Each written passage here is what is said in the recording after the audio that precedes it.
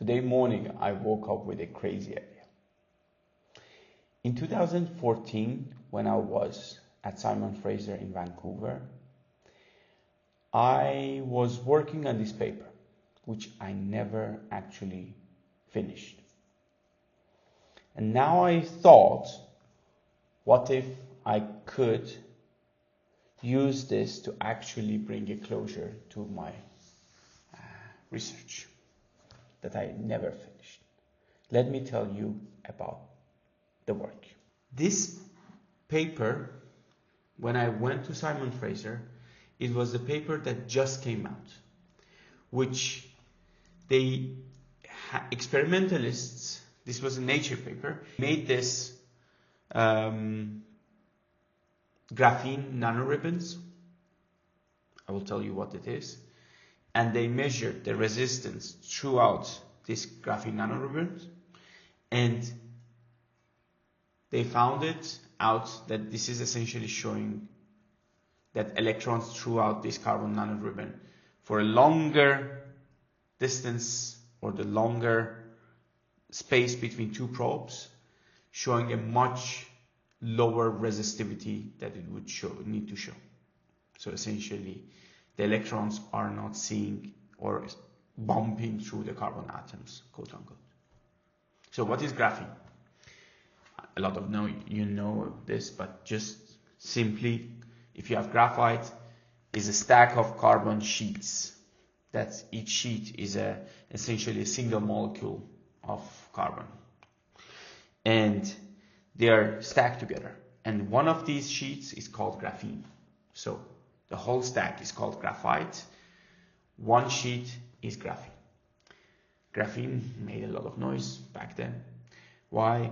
Because it has strange or remarkable electrical properties, conductivity and resistance, and also physically is very strong because the whole thing is a one single atom. So imagine a sheet, a piece of paper.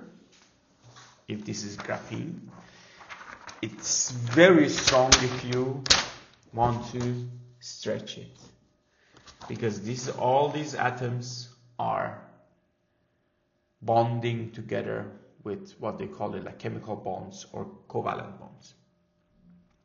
This is very important, and they're trying to all the time, ever since graphene was isolated first time and such, has been a lot of work to try to figure out how to build it, to measure it in different ways, to build electronics from it and all of that. So, and graphene nanoribbon is essentially a graphene sheet that is very long but very narrow. Here, I think 14 nanometers wide and many micrometers, like more than 10 micrometer long. Why this is important? Because you can essentially make wires. Here they grew this nanoribbons on top of I think what was it? Silicon substrate. On these they made this stepwise structure, and they essentially grew this nanoribbon on top of this. And this is a step, and this is this cross section of the step, and it goes this direction, like as you see in this image. And along these trenches, on these sides, there are graphene nanoribbons. So why I want to do this? This was, when they measured, they put these probes or tips, they measured the resistance or conductivity, and they realized up to 16 micrometers, this is showing much lower resistivity that it needs to show. And this is, like you see, this is 2 micrometer apart, and they see that this is essentially electrons as if they don't see the carbon atoms. Why I wanted to reproduce this numerically. This is how it happens.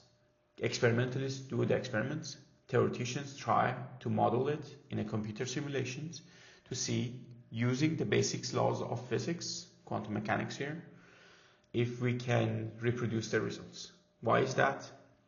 Because we can then see if we can reproduce those results and then develop an understanding of why this is happening. Because in our models, we can have different variables, we can model the edge differently, we can include and or exclude different approximations, effects, the edge effects, for example, the spin of electrons or not, and all of this, and see what is leading to these results. And this way, this is what we call it understanding in physics, because if we can explain what led to these results. And I failed at that. For my PhD, one of the projects, I could not do this. Now, I want to see if I can do this once for all using Vicenna.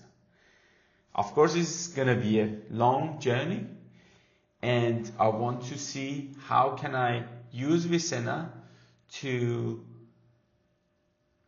do this work and get the results that I need and reproduce it, and in the meanwhile, enable everyone else doing that, right? If you have an experimental paper, you can either see how can I reproduce it in the lab, it should tell you what the workflows are, or how can I reproduce it in a simulation, it should be able to do it for you. And this is a journey, this is gonna be a series of videos that I will try to do this. Thank you very much. Go and try it yourself. Now, Vicenna has also lab simulation and compute lab that it has access to. You can use it for yourself.